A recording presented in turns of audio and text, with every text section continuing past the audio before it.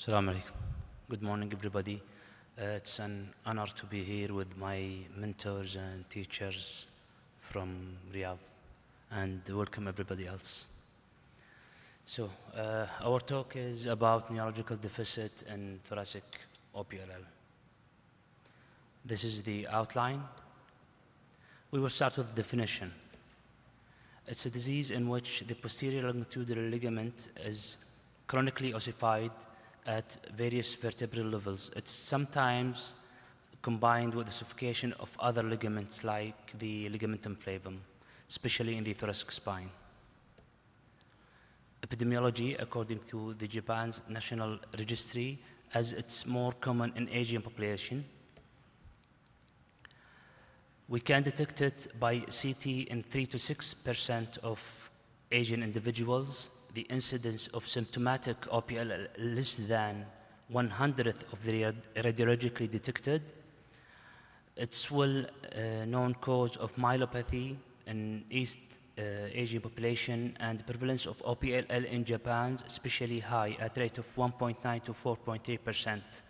Twice incidence in men than women. The peak onset of symptoms in the 6th decade. Some criteria in patients of OPLL as diabetes and high BMD. Differences between cervical and thoracic OPLL. Thoracic OPLL is less common than the cervical one. The earlier onset of presentation due to multiple causes. More incidence in female rather than in contrast to the cervical OPLL, which is more common in males. Obesity is a risk factor in both, but we can find that associated with more high BMI, like 30.4 kilograms, more ossification of other spinal ligaments, like the ligamentum flavum, more severe symptoms of myelopathy due to narrow canal and the blood supply of the thoracic spine, as we all know, and inability to the cord to withstand much compression. Surgical management of thoracic OPLL. Thoracic spine has less range of motion, as we know, than the cervical spine due to rigid connection to the thoracic cage, the narrower canal, so there is a very limited role of conservative treatment regarding myelopathy results from thoracic OPLL. The aim of the surgery, to decompress and to stabilize the thoracic spine. Surgical methods for thoracic OPLL. We have the anterior approach, decompression and stabilization, longitudinal splitting of the sternum if it's high, T1 to T3, the thoracotomy, T4 to T12, anterior decompression under microscopy. The posterior one, we have the laminectomy with pedicle fixation, laminoplasty, circumferential decompression and fixation, Otsuka method, staged decompression and fixation, Suzuki method. Combined anterior and posterior, the Tomita.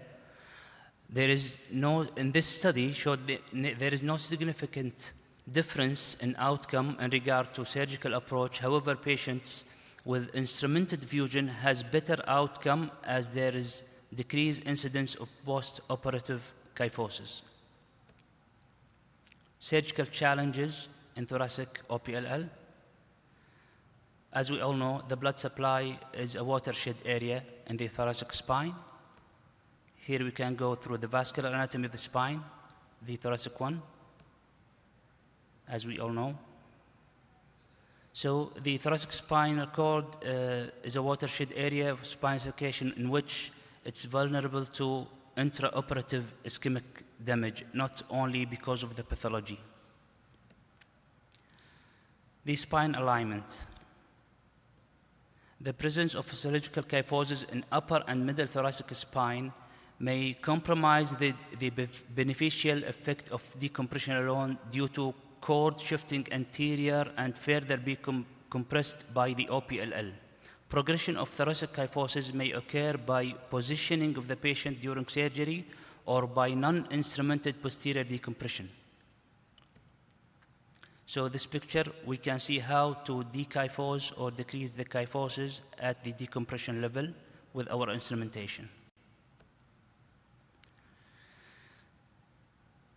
Another challenge of the surgery in thoracic OPLL, its association between the OPLL and ossified ligamentum flavum, and severe myelopathy when both occurs at the same level with cord compression anterior and posterior. Increased risk of postoperative neurological deficit, especially in laminectomy done without instrumentation due to affection of spine stability and progressive kyphosis and compression by OPLL anteriorly. If one-stage circumferential decompression is done, longer operative time and high amount of intraoperative and postoperative bleeding that causes cord ischemia or postoperative hematoma and cord compression. So we will go for posterior decompression and fusion. Another challenge is the type affect the outcome surgery is the beak type OPLL. I call it the thoracic monster. The beak type OPLL suggests a presence of segmental mobility and may be a potential risk factor for severe neurological symptoms and worsening of myelopathy during surgery in thoracic OPLL. Rather than the continuous one, the beak type, we can find multiple segmental mobility at levels. Causes of postoperative neurological deficit and how to avoid. This study by Shiro showed the reported incidence of postoperative neurological deficit complication, thoracic OPLL surgery up to 1/3. So we have anatomical, pathological, and surgical related causes of postoperative neurological deficit in OPLL surgeries. Anatomical causes for postoperative neurological deficit, the blood supply, the narrow spinal canal, and the small range of motion. The pathological causes. This study showed selective angiography to detect anterior spinal artery stenosis in thoracic ossification of the posterior longitudinal ligament. And it showed that all patients was studied, they have anterior spinal artery stenosis due to the direct, we will see the causes. This is the preoperative angiography, shows the stenosis of AKA and the anterior spinal artery. Possible causes of impaired anterior spinal artery blood flow thoracic. It's a direct compression by the OPLL.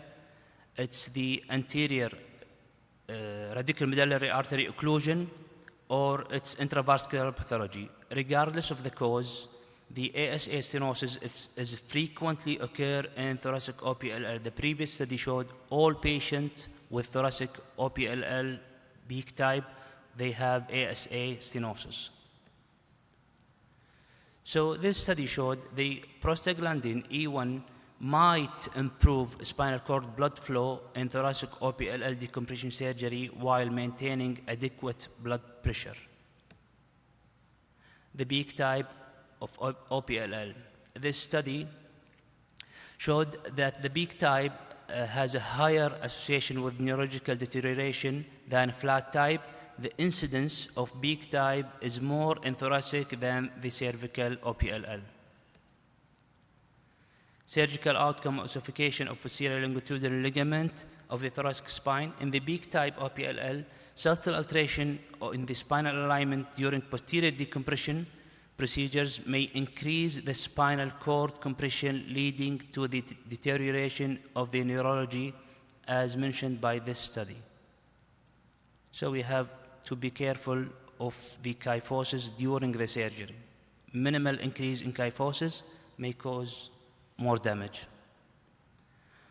Options to decrease postoperative neurological deficit in the beak type: avoid non-instrumented decompression in the beak type. Resection of the beak type OPLL can decrease the incidence of postoperative neurological deficit, the circumferential decompression. So this study describes the circumferential decompression, that we will do our posterior laminectomy and instrumentation first, then we will bear under it and keep the floating attached one to the dura. So use of ultrasonic osteotome could decrease the neural injury during the resection, as mentioned by this study. Here is a picture of ultrasonic burr. Association of OPLL with ossified ligamentum flavum, compression of the cord anteriorly by the OPLL and posterior by ossified longitudinal ligament. Options to decrease postoperative neurological deficit associated with the ossified ligamentum flavum. Avoid uninstrumented decompression. So instrument first, put your rods, then do your decompression. Consider circumferential decompression as mentioned, either 1 or 2-stage surgery. The surgical related causes for post-surgical deficit.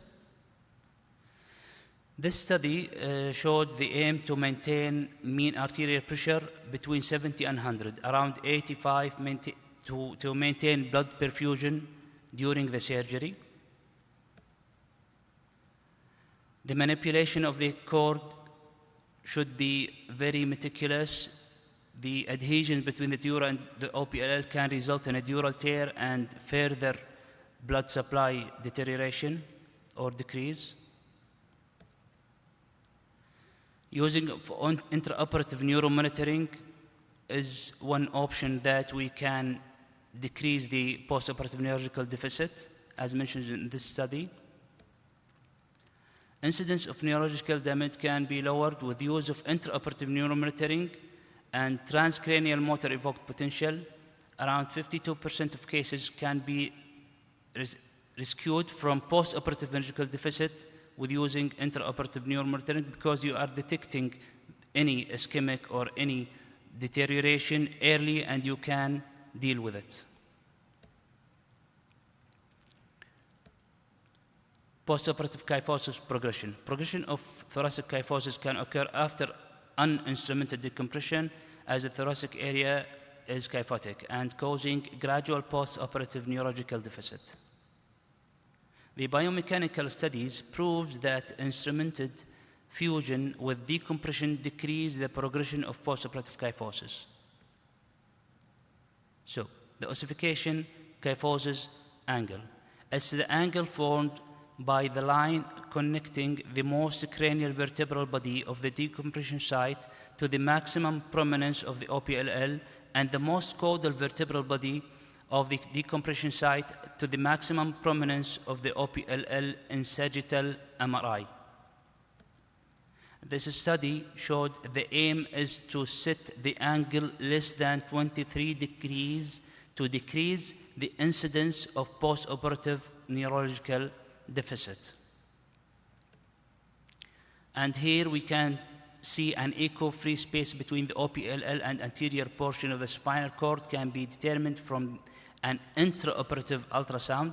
Positive echo-free space is good indicator for adequate decompression, and we can find it more with if we decrease the angle less than 23 degrees, the ossification kyphosis angle. Other causes: prolonged surgery, postoperative hematoma, pedicular screw malpositioning. So, conclusion: the surgical management of thoracic OPLL is challenging even for experienced spine surgeons. However, high incidence of postoperative neurological deficit due to the nature of vascularity of the cord at the thoracic spine and the kyphotic alignment of the thoracic spine.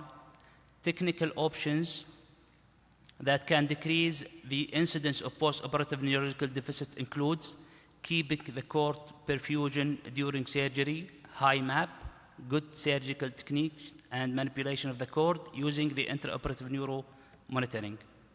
Avoid uninstrumented decompression to avoid progression of the kyphosis. Even minimal increase in the kyphosis can cause a severe damage.